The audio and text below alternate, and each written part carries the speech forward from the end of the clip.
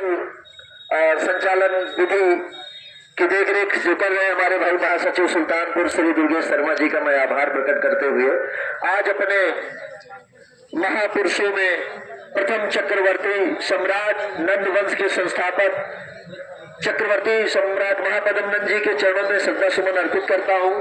भारत रत्न जननायक कर्पूरी ठाकुर जी के चरणों में श्रद्धा सुमन समर्पित करते हुए आज अपने भगवान के भी चरणों में मैं शीश झुका करके आपका नमन करता हूँ और आपसे प्रार्थना करता हूँ कि मुझ में ऐसी जो है शक्ति दे कि मैं अपने समाज के लिए जो भी कुछ बोलूं या जो कुछ भी कहूं वह कुछ हमारे समाज के लिए जो है सार्थक सिद्ध हो सके।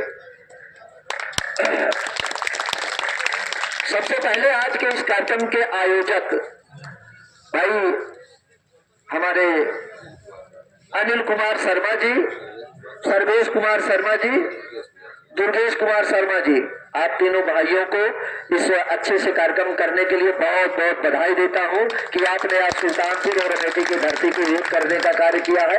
इसके लिए बहुत बहुत बधाई। और दूसरी बधाई यह कि इस बार भारत रत्न जैसे सम्मान से जो भारत देश का सबसे बड़ा सम्मान है, हमारे पुरोधा, हमारे परम दादा परपाजा अशोक भैया, आपका डिस्टर्ब भाई नहीं कर बोलना चाहिए, शांत रहिए ना।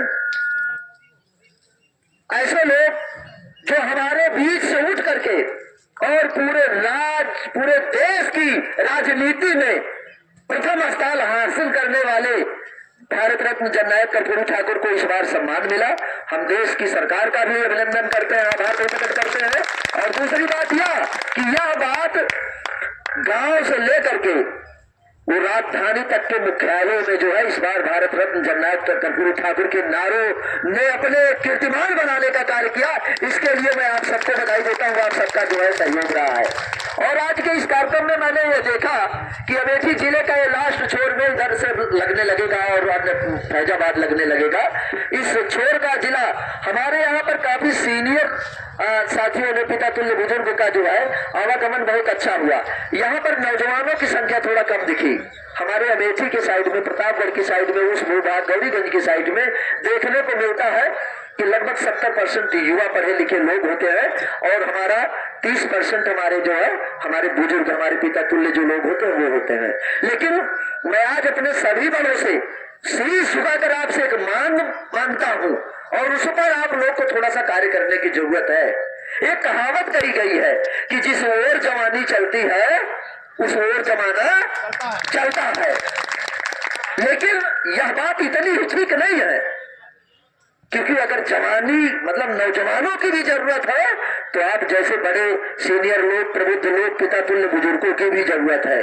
तो इसमें एक चीज संकल्पित होना पड़ेगा कि हम अपने घर के नौनिहालों को, नौजवानों को, पढ़े लिखे बच्चों को समाज को जोड़ते हुए, सामाजिकता की तरफ उनको अग्रसित करते हुए उनको हम यह समझाने का प्रयास करें कि बेटा जब तक आप लोग समाज में नहीं उठो बैठोगे तब तक हमारा समाज आगे बढ़ने का कार्य नहीं करेगा। तो मैंने आगे की लाइनों को कहा, देखिए हमारे बड़े बुजुर्ग जो हैं वो बहुत ही हृदय स्पर्शी हैं, बहुत ही अच्छे मानसिकता के व्यक्ति हैं और समाज को चलाने के लिए पूरा वो लोग अपना सब कुछ तन मन धन छोड़ करके जो है समाज में अपनी अग्रणी भूमिका निभाते रहे हैं। लेकिन इसके साथ साथ आप देखिए कि समाज को नई दिशा, नई तकनीकी, नया ज्ञान, नया लेटेस्ट वर्जन ज्ञान कौन दे सकता है? आप केवल आशीर्वाद देते रहो, लोगों को बताते रहो कि बच्चों आगे चलो और यहाँ पर नौजवानों को अवसर मिले इस तरह माइक पर कि जो जिस क्षेत्र में आगे है उस तरह की विधा को आप सबके बीच में रखने का कार्य करे तो हमारा समाज जो है निरंतर प्रत्युत्तर जो है विकास करने लगेगा। हमारे बीच में कई शिक्षक हैं, कई लोग और हैं, कई तरह के कार्यों में मजबूत जानकारी पकड़ वाले, ज्ञान वाले लोग यहाँ पर हैं, लेकिन अगर उनको अवसर नहीं मिलेगा तो शायद हमारे समाज की ही क्षति है। इसलिए मैं हमेशा यह कहता हूं कि चाहे जब भी इस तरह के कोई कार्यक्रम हो जहां 100-200 की संख्या हो, 500 की संख्या हो, वहां पर इस तरह के कार्यक्रम जरूर आयोजित होने चाहिए कि जहां पर तरह तरह के लोगों को अवसर मिल सके। ये माला या फूल हमको कितना महान बनाएगा। यह सम्मान तो तब होता है कि जब हमारे लोगों का सम्मान कोई किसी और मंच पर हो, किसी अन्य बिरादरियों के मंच पर हो, किसी बड़े सामाजिक मंचों पर हो, तब हम लोगों को ये लगता है कि हमारे समाज का, हमारे बड़ बुजुर्गों का, हमारे लोगों का सम्मान हुआ।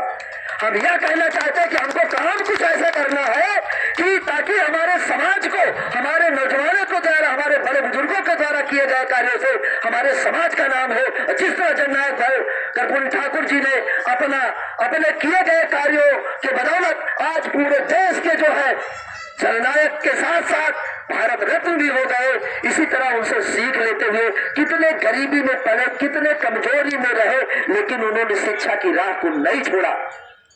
कर्पूरी होना आसान बात थोड़ी है। चप्पल न पहन करके कई किलोमीटर तक स्कूल जाना यह छोटी बात थोड़ी है। बताइए, देश आजाद नहीं था, आजादी के लिए वो कूद पड़े, स्वतंत्रता संग्राम सेनानी बन करके 26 महीना जेल में रहे।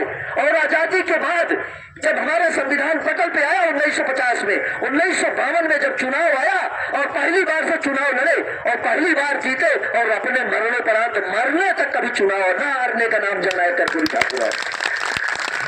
बिहार की धरती और उत्तर प्रदेश की धरती में जमीन आसमान का अंतर है। यहाँ पर गरीब लोग कम, यहाँ पर अमीर लोग कम, यहाँ पर मध्य वर्ग ज्यादा रहता है, जो छोटे छोटे लोग 2-4 बीघा इस तरह के लोग। लेकिन बिहार में या तो बहुत ही बड़े लोग हैं या तो बिल्कुल ही गरीब लोग हैं, मध्य वर्ग वहाँ बहुत ही कम है।